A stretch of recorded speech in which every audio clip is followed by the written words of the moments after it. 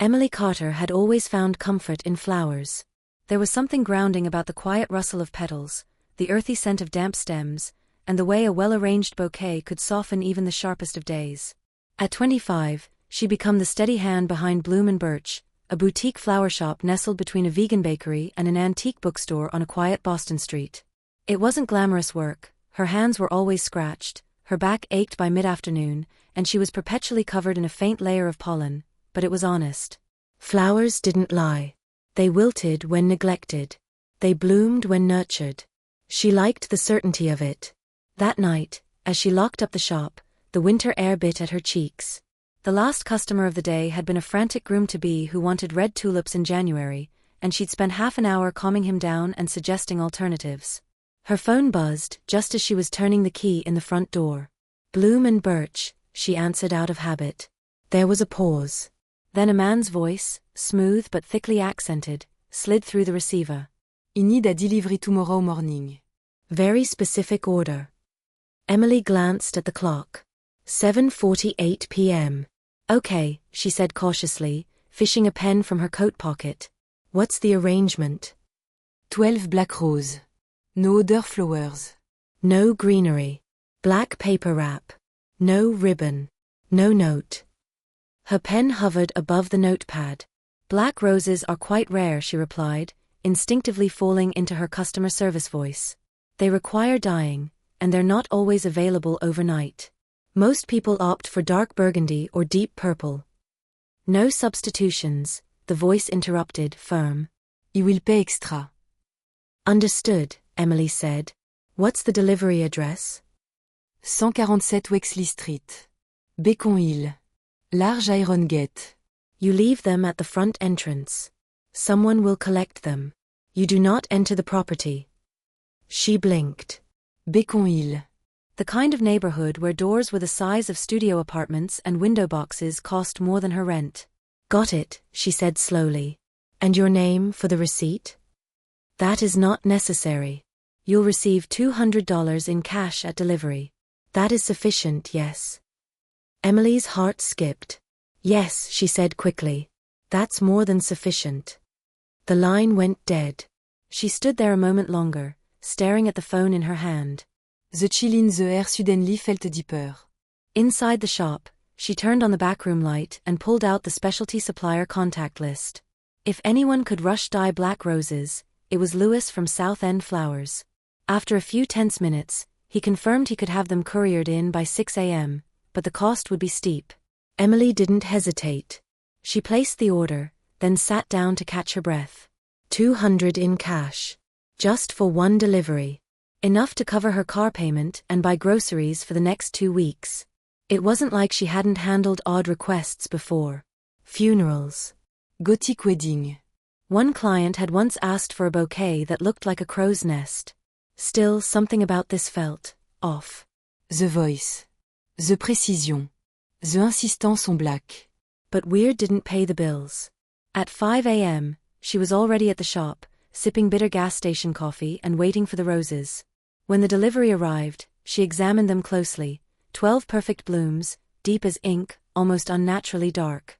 She wrapped them carefully, exactly as requested. No greenery, no embellishments, only matte black tissue and a plain black bow. She tucked them into a firm box to protect the petals and loaded them gently into the back of her aging Corolla. The streets were still quiet as she drove toward Beacon Hill, the city just beginning to stir. When she reached Wexley Street, the homes grew older, grander, and more silent. Number 147 loomed like something from a Gothic novel, stone facade, wrought iron gate, 2 marble lions flanking the entrance. She parked at the curb. No one was in sight. Emily stepped out, retrieved the box, and approached the gate. A small intercom buzzed before she even pressed a button. Place the box inside the gate. Then step away. She did as told. The gate clicked, opening just enough for her to slide the box through. As she stepped back, a man in a dark coat emerged from the shadows, picked up the box, and disappeared inside without a word.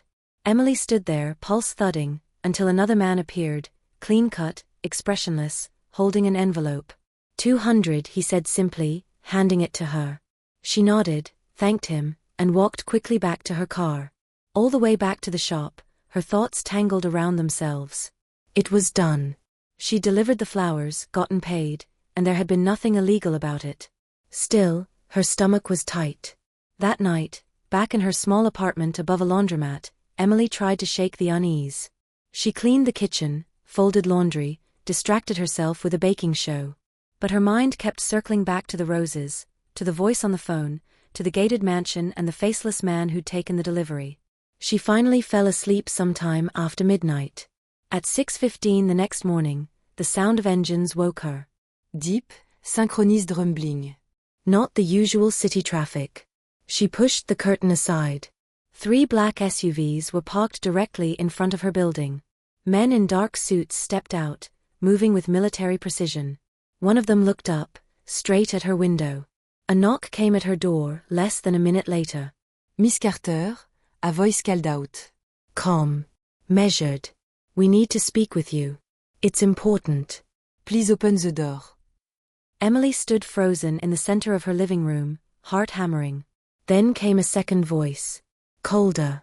Deeper. Carried with it something that didn't allow for disobedience. Emily Carter, it said. Open this door. Now. She moved before she realized it, hand unlocking the deadbolt, breath shallow. She opened the door. The man standing there was tall, sharply dressed, his eyes the color of steel and just as unforgiving. I'm Dominic Moretti, he said. And yesterday, you delivered a message that could have got me killed. Emily stared at the man on her doorstep. Dominique Moretti. The name meant nothing to her, but everything about him, the perfectly tailored charcoal suit, the way he carried himself, the quiet authority in his eyes, made her want to step backward. He didn't move. Neither did the 2 men flanking the hallway behind him, both dressed in black, their posture alert, professional and silent. You delivered 12 black roses yesterday, Dominic said, his voice low but commanding. To my home. Emily swallowed hard. I was just fulfilling an order. I didn't even go inside. He raised a hand, silencing her without a word. Then he stepped forward, crossing the threshold into her apartment as if it were his own. The other men followed, closing the door behind them. Panic flared in her chest. She turned to face him. You can't just. I can, he said quietly. And I will. Sit down. She hesitated. Now. Emily sat. Dominic remained standing, scanning her modest apartment with the eyes of a man trained to notice every detail. Frayed couch cushions, the wilting bouquet of carnations on the windowsill, a half-eaten slice of toast on the counter. You live alone, he said. No pets. No roommates. Modest income. Consistent work history. No criminal record. But a complicated past. Emily blinked. Have you been investigating me? Dominic finally looked at her fully. His eyes were colder than any winter storm she'd ever walked through. You became my problem the moment those flowers touched my gate. I didn't know, she said, her voice rising. I didn't know what they meant. I thought maybe it was a funeral or... He cut her off again. In my world, 12 black roses are not symbolic. They're a declaration. A des threat. Public. Intentionnel. And always with consequences. Emily's stomach dropped. Dominic stepped closer, his tone dropping. Yesterday, I was supposed to die. If my security team hadn't intercepted and investigated that delivery, my home might have been bombed. My people executed. You see, Miss Carter, messages like that aren't sent lightly. But I didn't send it, she said, heart pounding. I just took a call. He studied her for a long moment. Then he exhaled slowly. I know. That's the only reason you're still breathing. Emily flinched. There was a long silence before he turned to one of his men. Secure the building. No one goes in or out. We're taking her with us. Excuse me, she said, standing. You can't just take me somewhere. You're not safe here, Dominic said without looking at her. And neither is anyone around you. I don't need your protection, she snapped. I didn't ask for this. You were never given a choice. And with that, he turned and walked out the door. The 2 guards waited for her to follow. Emily looked at the hallway, then back at the apartment, the chipped paint, the pile of unopened bills, the life she'd stitched together from scraps. Then she followed. The black SUV she entered was one of 3. The windows were tinted to near black, the interior leather immaculate. No one spoke during the drive. Dominic sat beside her, calm, unreadable. "Where are we going?" she asked after several minutes of silence. "A safe house." "I don't need a safe house. I need to go back to the shop." He turned to her slowly. Bloom et Birch is gone. The words hit her like a blow. What? 3 hours ago, it was destroyed in an explosion. Half the block is damaged. Fire crews are still putting it out. No, Emily shook her head. That can't be. There were no casualties, he said. But you were the target. She stared ahead in stunned silence. Images of the shop flashed in her mind, the worn wood floors, the chalkboard wall of weekly specials, the hand-lettered sign on the window. Gone. All of it. Why? She asked, her voice hoarse. Why would someone target me? Because you're a loose end, Dominic said. Whoever orchestrated that delivery used you without your knowledge. But now, you've seen my face. You've been to my home. That makes you dangerous, to them and to me. The rest of the drive passed in silence. The safe house turned out to be a spacious, nondescript home tucked away in an affluent suburb outside Boston. From the outside, it looked like a regular colonial-style house with a neat yard and a white picket fence. Inside, it was a fortress, reinforced doors, bulletproof windows, a discreet network of cameras monitoring every angle. "You'll stay here until we figure out who used you and why," Dominic said as he led her inside. Emily glanced around. The living room was tastefully furnished. A vase of fresh calla lilies stood on the coffee table. Too perfect. Too still. "I can't just disappear," she said. "People will wonder." "Ya friends." "My landlord." "They've all been told you're with family, dealing with an emergency." "No one is looking for you." "You don't get to decide that." Dominic turned to face her fully. "You don't understand the stakes. The people who sent that message aren't amateurs. They've been probing for weaknesses in my organization for months. Using you to deliver a death threat? That's psychological warfare." Emily folded her arms. "And what's your plan?" Type me locked up ir until it all goes away. "No," he said. "We find out who orchestrated this, and we stop them." "And then what?" she asked. You let me go back to normal? Back to arranging flowers and pretending this never happened. There was a flicker in his eyes then. Something almost regretful. There's no going back, Miss Carter. Not after this. Later that night, after a tense dinner eaten in silence, Emily stood at the upstairs window of the guest room. From here, she could see 2 men patrolling the perimeter. Beyond the fence, the neighborhood was calm. Quiet. Normal. She felt anything but. Her phone had been confiscated. Her shop was gone. Her entire life, uprooted in the span of 24 hours. And then there was Zach.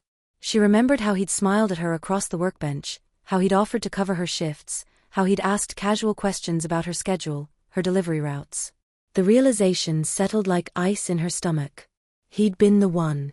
He had known exactly when she'd be alone at the shop. He'd probably taken the call himself, or passed the number to someone who would. And he'd done it while laughing at her jokes, sipping coffee from the mug she'd bought for him last Christmas. Emily clenched her fists. She wasn't just a loose end. She was a message. A pawn in someone else's war. Dominic's words echoed in her head. That message wasn't for me. It was always meant for you. She didn't know what that meant yet. But she intended to find out. Emily woke before dawn, startled by a noise she couldn't place. The air in the room felt heavy, thick with the scent of unfamiliar furniture polish and something else, fear maybe or memory. It took her a moment to remember where she was. The safe house. The locked doors. The men with earpieces stationed outside. For a few seconds, she lay still and listened. No voices. No movement. Just the quiet hum of security monitors downstairs. Then a soft knock came at her door. "Miss Carter," said a woman's voice, low and steady. "It's Maria. Breakfast is ready." Maria was Dominic's housekeeper, or maybe something closer to a bodyguard disguised as one. Emily had met her briefly the night before, a woman in her 50s with sharp eyes and an accent that hinted at Sicily. She had said little but seemed to see everything. Emily dressed and followed the smell of coffee down the stairs. Dominic was already at the kitchen table, sleeves rolled up, scanning a file. His expression was as unreadable as ever. "You didn't sleep," she said quietly. "I don't," he replied without looking up. "Sit." She poured herself coffee but didn't touch it. Her reflection trembled on the surface. "Do you always bring strangers into your safe houses?" she asked. "Only when they become targets." "So I'm a target now." "You always were," Dominic said, finally closing the file. "You just didn't know it." He slid a photograph across the table. Zacchès face terre de Bacateur. He was sitting in a car outside Bloom and Birch, the same easy smile she'd seen 100 times now frozen in still frame. But the angle of the photo was strange, taken from a distance, through tinted glass. "Your friend," Dominic said, "has been working for Sergei Markov for at least 6 months. He fed them information about your routines, your supplier schedules, even your landlord's habits." Emily felt her throat tighten. "That's not possible." "He wouldn't." "He did. We found cash transfers linked to Markov's shell companies. He's been under surveillance since last week." Her stomach turned. Every conversation with Zach suddenly felt tainted. Every time he'd offered to walk her home, or carry a box, or stay late at the shop, it had all been theater. He'd been watching her, not helping her. "Why me?" she asked softly. "Why use me at all?" Dominic leaned back, studying her as if the answer might reveal itself in the lines of her face. "Because you look harmless. Because no one would question you carrying flowers through the front gates of a mansion. You were the perfect messenger." She pressed a hand against her temple. So this Sergei is the one who want you dead. Dominic nodded. "He runs the Russian syndicate in the Northeast. He's been testing me for months, looking for cracks in my operation. Using you as a way to make a point." "And what point is that?" "That he can reach anyone," Dominic said. "Even me." Emily stared down at her untouched coffee. "What happens to Zach?" "That depends on what he tells us," Dominic replied. His tone was calm, but there was an undercurrent of steel beneath it. "He's alive. For now." She didn't ask where he was being kept. She wasn't sure she wanted to know. After breakfast, Dominic led her into his study. The room was lined with shelves of leather-bound books and old maps. A large screen on one wall displayed security footage: driveway, perimeter, front gate. On one feed, 2 black cars idled in the distance, motionless. "I keep forgetting you're not just some florist," she said, glancing at the screens. "I was never just anything," he said. "Neither are you." He gestured toward a chair. "Sit. There's something you need to tell me." She frowned. "About what?" "Your past," he said. "I've read reports, but they're incomplete." You grew up in foster care. "The file says your last placement ended in tragedy. A house fire. 2 deaths." Her pulse quickened. "You've been digging into my life. I need to know who I'm protecting." Emily stared at him, then looked away. The memory came back in flash. The cold basement, the teint blanquet, the smell of mold and fear. She had been 16, living with the Denises, a couple who treated their foster children like unpaid labor. She'd been sleeping in the basement that winter, a small camping stove her only source of heat. "It was an accident," she said quietly. The fire. Dominique said nothing. "I fell asleep," she continued. The stove tipped over. He woke up choking on smoke. He crawled out through the window well. "They didn't make it." "You told the fire marshal you were staying with a friend that night," he said. "Why lie?" She hesitated. "Because they would have blamed me. Because they always do." He studied her face for a long time, then nodded slightly. "Did you ever wonder if it really was an accident?" She met his eyes. "Every day." For a moment, neither spoke. The sound of rain against the windows filled the silence. Dominic finally broke it. "That fire, your foster records, your background, it all made you a perfect candidate. Someone the Russians could manipulate without drawing attention. I think they've known about you for years." Emily shook her head. That doesn't make sense. It does if they planned to use you long before you realized it. She stared at him, trying to process the idea. The thought that she'd been a pawn since childhood made her feel sick.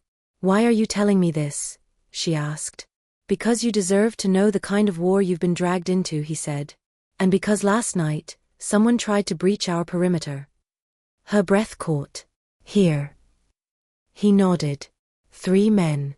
Armed. They didn't make it past the first gate. Her skin prickled. They came for me. Most likely, he said. Markov's testing how far I'll go to keep you alive. She rose abruptly, pacing the room. So what, do I just stay here forever? We forsomeon els tu decide if il vor die. Dominic stood too, his voice soft but firm. No you learn how to survive. He opened a drawer and pulled out a small handgun. Have you ever fired one of these? She shook her head. Then you're going to learn. The next hour passed in a blur of instructions and repetition, how to hold the weapon, how to breathe, how to aim without shaking. She wasn't good at it. But Dominic was patient, his hands steady as he corrected her grip, his voice low and calm in her ear. You're not powerless, Emily, he said at one point. Stop thinking like a victim. She turned to look at him, and for the first time, she saw something different in his expression, not control, not calculation, but something like understanding. That night, the rain turned to wind. The house creaked under the pressure. Dominic stationed extra guards outside, and Maria double-checked the locks before retreating upstairs. Emily sat by the window, staring into the darkness, the handgun resting on the table beside her. She thought of Zach, of the ashes of Bloom and Birch, of the fire that had taken everything once before. It seemed her life had always burned in circles, one flame consuming another. Around midnight, she heard the first gunshot. Then another. Shouts echoed from outside. Boots pounded against gravel. A window shattered downstairs. Emily grabbed the gun, her hands trembling but determined. She moved toward the stairs, every instinct screaming to hide, but something stronger held her in place. Dominique's voice cut through the chaos. Stay upstairs. Another explosion rocked the house. Emily ignored him. Smoke began to fill the hallway. She could hear Dominic shouting orders, the sound of return fire. Then, a sharp cry. Pain. His voice, this time strained. Without thinking, she ran down the stairs. Through the haze, she saw Dominic crouched behind an overturned table, blood streaking his sleeve. 2 armed men moved toward him from the side entrance. Emily raised the gun. Her breath caught. She aimed. The first shot missed. The second didn't. One of the attackers fell. The other turned, startled, and Dominic finished him with 2 clean shots. Silence fell. Emily stood there, chest heaving, gun trembling in her hand. Dominic looked up at her, eyes sharp even through the blood on his face. You should have stayed upstairs, he said. I couldn't, she whispered. He managed a faint, grim smile. Good. The distant wail of sirens began to rise. Somewhere outside, rain washed over the bloodstained gravel. Emily lowered the gun, her heartbeat echoing in her ears. For the first time, she realized she wasn't afraid anymore. The morning after the attack, the safe house was silent. What remained of the front door had been boarded up. The broken windows were covered in thick plastic, flapping softly in the wind. Most of the security team had been rotated out, replaced by new faces, more heavily armed, more alert. Every creak of the floorboards now echoed like a warning. Emily sat at the kitchen table, her hands wrapped around a cup of tea she hadn't touched. She hadn't slept. Neither had Dominic. He stood by the window, arm in a sling, bruises blooming across his jaw and temple. There was a grim determination in his posture, the kind forged through years of surviving people who wanted you dead. They were Markov's men? Emily asked. Dominic nodded. Confirmed. One of them was on our radar. The others were ghosts. And they came for you? No, he said quietly. They came for you. She exhaled slowly, the weight of it sinking deeper. It no longer surprised her. Not after everything. But it still chilled her. What does he want? She asked. To kill me? Send a message. Dominic turned to her, studying her expression. I don't think Markov is the one pulling the strings anymore. She looked up. What do you mean? He hesitated, then walked to the far wall and opened a cabinet she hadn't noticed before. Inside was a secure safe. He keyed in a code, and when it clicked open, he pulled out a thin, black envelope. It was addressed to her. He handed it to her without a word. Her fingers shook slightly as she opened it. Inside was a single photograph, grainy, clearly taken from a distance. It showed Emily, standing outside Bloom and Birch, unlocking the door. Alone. Vulnerable. And a single line of text, typed in clean serif font. You bloomed exactly as we hoped. Welcome to the garden. She stared at the words, something cold blooming in her chest. Is this from Markov? She whispered. No, Dominic said. This is from them. The Hollow Garden. He nodded. They've resurfaced. She leaned back in her chair, the pieces slowly falling into place. You said they used to control you, she said. That they propped you up, then tried to cut you down. They don't deal in territory or drugs or weapons, Dominic said. They deal in people. They plant them in places of power, manipulate them from the shadows. They don't just kill, they curate chaos. And you think I'm one of their projects? She asked, her voice tight. I think you were chosen. Molded. Not by accident. Emily swallowed hard. All those years in the system. The way she'd been passed from home to home. The house fire. The silence rendit. The man who went to prison in her place. And now this, delivering a death threat she didn't understand, being hunted, protected, trained. It was like her life had been a test she didn't know she was taking. I didn't ask for this, she said softly. No one does, Dominic replied. But you survived it. That's what matters to them. To them? She looked up sharply. You talk like you know them personally. Dominic looked away. Emily felt the chill settle in her spine. You were one of them. For a time, he admitted. I was 17. They found me in Naples. Father dead. Mother gone. I was good with numbers and better with secrets. They brought me to the States. Helped me build the early version of the Moretti family. And then, she asked. They tried to remove me once I stopped being useful. Once I started asking the wrong questions. And you think they're grooming me to be the next what, Mafia queen? Political puppet? Assassin? Dominic looked at her, steady and unflinching. I think they're waiting to see what you become. And I think they're betting you'll do more than survive. The silence between them stretched, taut as wire. Then Maria entered the kitchen. There's someone downstairs, she said. He says he has information about Markov. Dominique t'en said. Who? He wouldn't give a name. But he says he used to work for him. He wants to speak to Emily. Emily rose slowly. Me? Maria nodded. He said he owes you the truth. Dominic hesitated, then gave a short nod. Bring him in. But stay close. Moments later, a tall man in his late 30s entered the room, flanked by 2 guards. His eyes were familiar, pale blue, jittery. It took Emily a full 3 seconds to place the face. Zach, she said. He looked thinner. Palais. His hands were cuffed, but he didn't resist. I didn't know they'd try to kill you, he said quickly. I thought it was just a scare. Juste un message. Emily stared at him. You gave them everything. My schedule. My delivery route. You made sure I was alone. I didn't know about the explosion, he insisted. I swear. I thought it was just intimidation. Why? She asked. He looked at her then, and the answer was clear before he even spoke. Money, he said. They paid me. I was broke. My sister needed surgery. I thought, he shook his head. I thought you'd be fine. You always landed on your feet. Emily felt the heat rise behind her eyes, but she kept her voice steady. You used me. I liked you, he said. That part was real. He never wanted you hurt. But you didn't care if I was, she replied. Dominique stepped forward. Who told you to place the order? Who gave the instructions? Zach hesitated. It came through a burner phone. No name. Just a voice. American. Male. Calm. Too calm. Like he'd done it 1,000 times. Did they mention the hollow garden?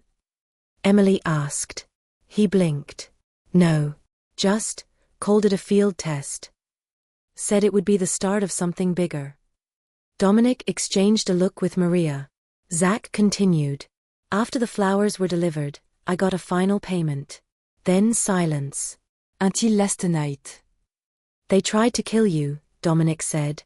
Zach nodded. Set me up. I barely escaped.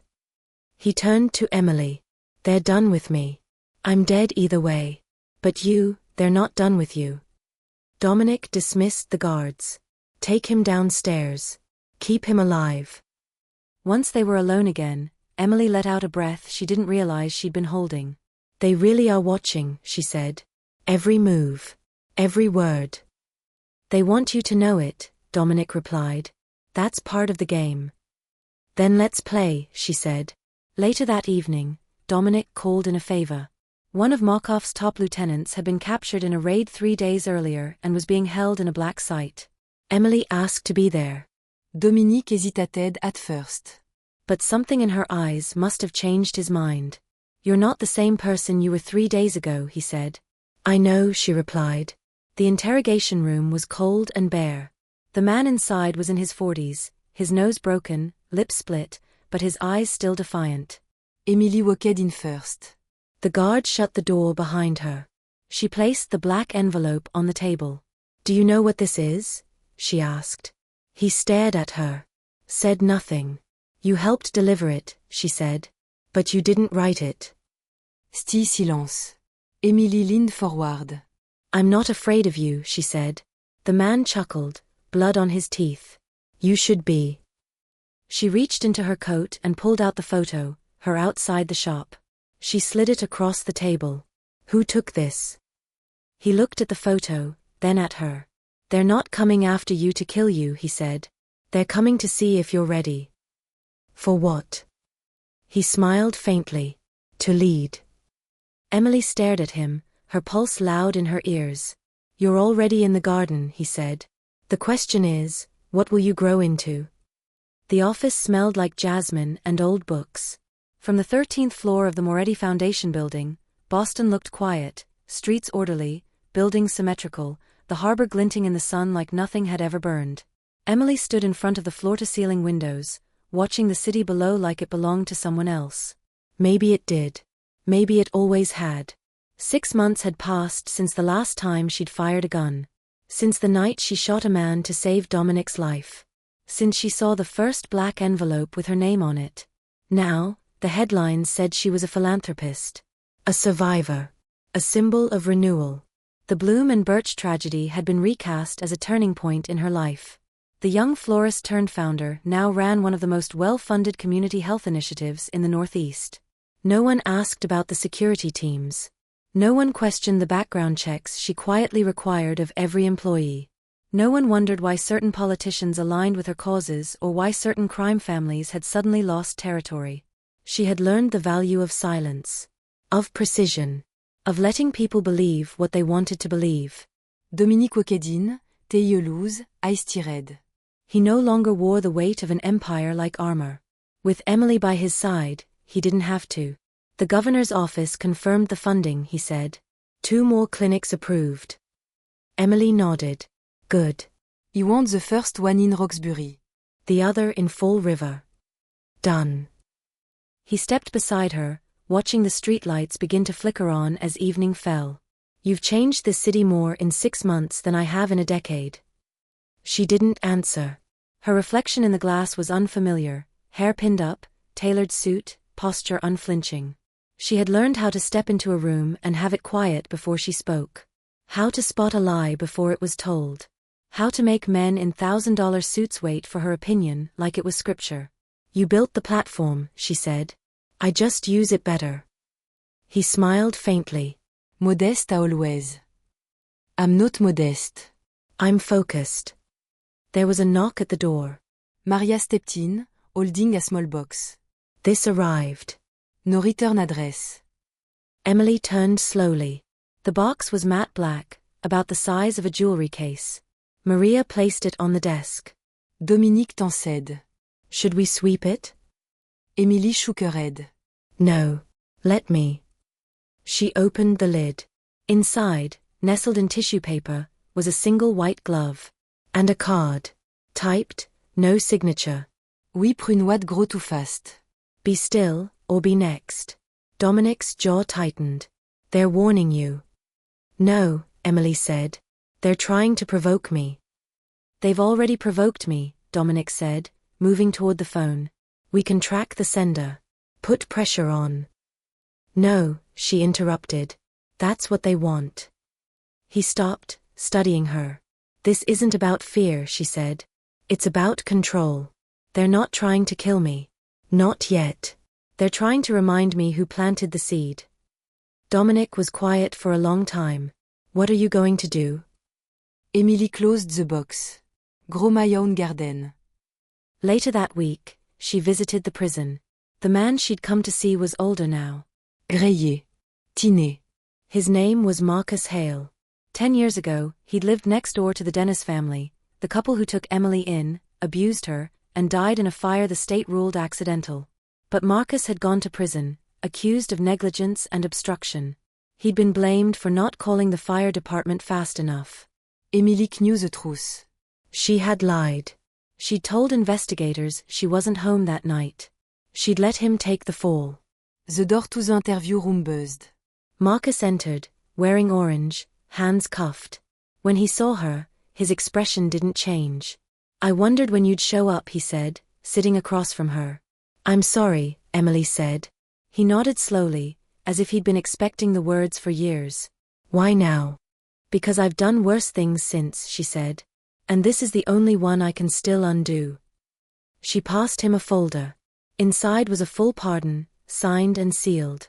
Dominic had used every political favor owed to him to push it through. Marcus looked at it without emotion. Freedom doesn't mean much when the world outside doesn't want you in it. I do, she said. I'm opening a community center in Roxbury. I want you to run it. He raised an eyebrow. You want me to work for you. I want you to work with me. You know the system. You survived it. That's more than most. He considered her for a long moment. And if I say no? Then I shake your hand, thank you for your time, and never ask again. Et leaned back. You renoued the girl irremembée. She died in that fire, Emily said. I'm what crawled out. Outside the prison, Dominic was waiting in the car. How did it go? He asked. I told the truth, she said. For once. He nodded. T'étais dangereux. I know. That night, in the quiet of their penthouse, Dominic poured 2 glasses of wine and sat beside her on the balcony.